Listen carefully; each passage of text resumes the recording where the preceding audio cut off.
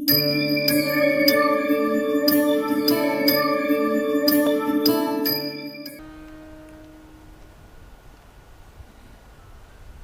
विशिष्ट और अति विशिष्ट होता है उसको विशिष्ट विधि से विशिष्ट प्रकार से करना भी पड़ता है।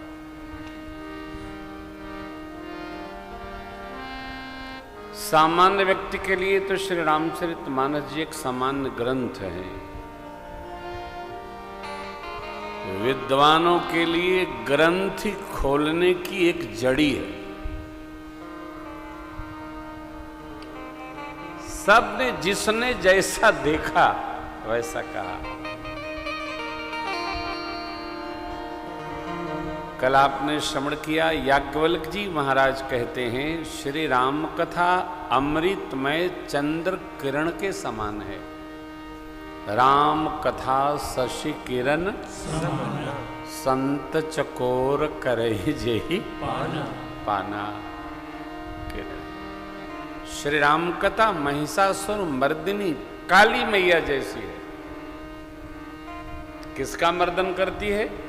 काम, क्रोध, मद, मोह, लोभ और मत्सर, इनका मर्दन कर देती है।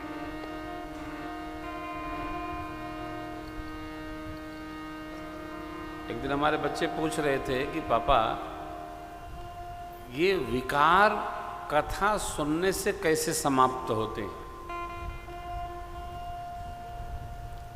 प्रश्न तो जटिल है। मैंने कहा मौका दो, मैं कल चर्चा करूंगा, ये अभी बताने की स्थिति नहीं, क्योंकि बच्चे आजकल साहब कंप्यूटर हैं। कंप्यूटर में जो डाला जाता है वही आता है, परंतु सॉफ्टवेयर इतना तेजी से अपडेट हो रहा है, आप उत्तर कुछ देंगे वो स्वीकार नहीं करेगा। दर्शन करिए, जटिल है। कथा सुनने से काम, क्रोध, मद, मोह, लोभ और मत्सर कैसे समाप्त होता है? अगले दिन हमने जब बताया उत्तर तो बच्चों ने कहा लेकिन इनका तो समाप्त नहीं हुआ, उदाहरण रख दिए। तो हमने कहा एक दिन और मौका दो। ये संवाद चला, लंबी प्रक्रिया है। बच्चे बिना उदाहरण के मानते नहीं। हमारे आप में से ही वो निकालने लगते हैं। उनसे आप मिलाए थे, उनके तो नहीं है, तो कैसे मान ले? अच्छा भाई चलो, देखिए है क्या। जैसे एक पंक्ति है, सरदा तप निश शशि अपहरई, संत दर्श जिमि पातक तरई। आतप किसका? सूर्य भगवान के ताप को।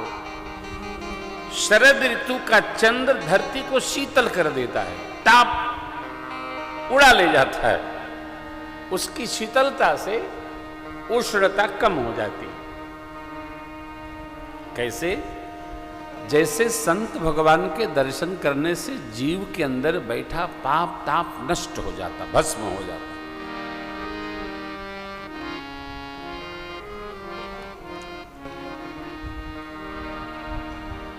आप कहेंगे महाराज हमने तो बहुत संतों के दर्शन किए हैं, हमको तो कुछ होता ही नहीं है। असल में इतना अधिक आप गठरी बांध के चल रहे हैं, इसलिए नहीं कुछ होता है। देखिए एक परिभाषा आपको निवेदन करता हूं, बुरा न मानिएगा।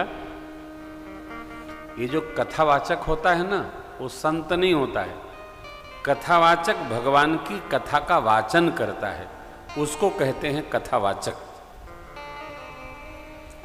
संत अनंत के स्मरण में अपना सर्वस्व अर्पित करके उसी भाव में अवस्थित हो जाता है, वह स्वरूप भगवत स्वरूप होकर, उनको कहते हैं संत।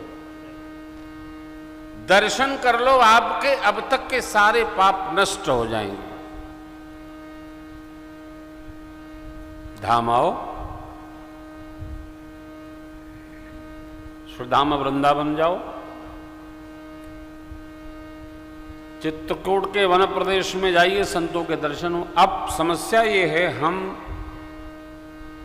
कम बुद्धिमान लोग जहां जहां अपना मन करता है, मन को सुकून मिलता है, वहां वहां जाते हैं और उस व्यक्ति में वो सब ढूंढते हैं जो कहा जा रहा है। भगवान की कथा काम, क्रोध, मद, मोह, लोभ, मत्सर ये सब नाश करती है। किसका? जो इसमें आएगा। श्री लक्ष्मण जी महाराज ने निषाद जी को राम जी की महिमा बस बताई है, भ्रम नष्ट हो गया। महिमा बता करके क्या कहते हैं? राम ब्रह्म परमार्थ रूपा अभिगत अलखयनादि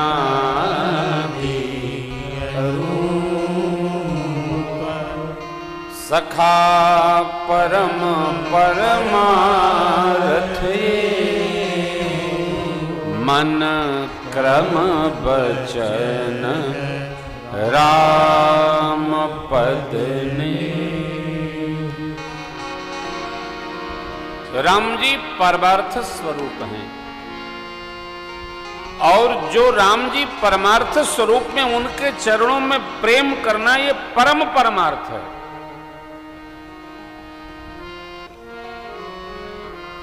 लक्ष्मण जी महाराज जो अयोध्या में आवेश में आ गए थे, जैसे ही योग्य पात्र पाए सत्संग सुनाने लगे, भगवान की महिमा बताने लगे और उनके द्वारा बताई गई कथा से दूर हो गया।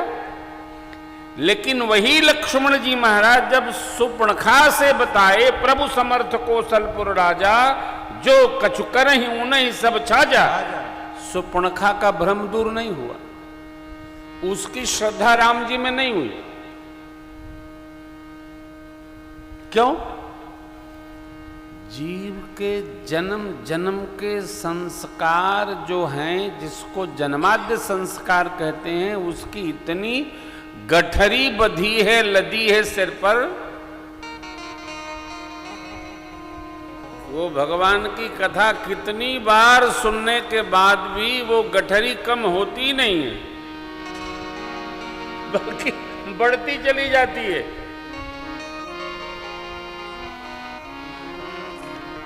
देखिए, कथा वही है, कितनी बार हम श्रवण कर ले, यदि हम कथा को आत्मसात करके जीवन में उतरने नहीं देंगे तो कथा कुछ नहीं करेगी साहब।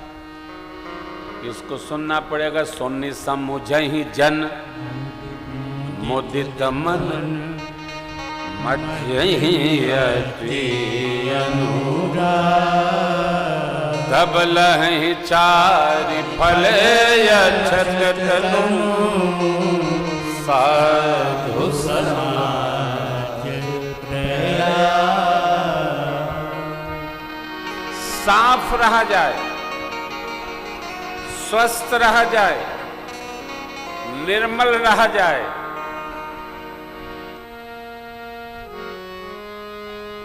कचड़ा लपेट कर धोया न जाए, निर्मल ही रहा जाए। भगवान कहते हैं जो मन से निर्मल है वो मुझे ढूंढे मत, वो मुझे पाया हुआ है। क्यों?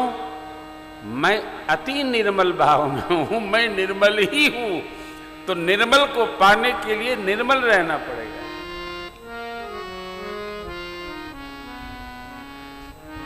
कर्म से, विहार से, व्यवहार से, उत्थान से, शयन से, कैसे भी सहज रहिए, एकदम सहज रहिए।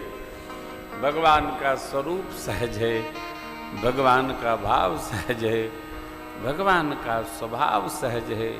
मेरे प्रभु के जीवन में कोई मिलावट नहीं, बनावट नहीं, दाया बाया नहीं, सीधा सपाट काम है, भेद नहीं, सकल विकार रहित गत भेदा, कही नित नेति निरूपही। ये राम जी का स्वरूप है और निर्मल है।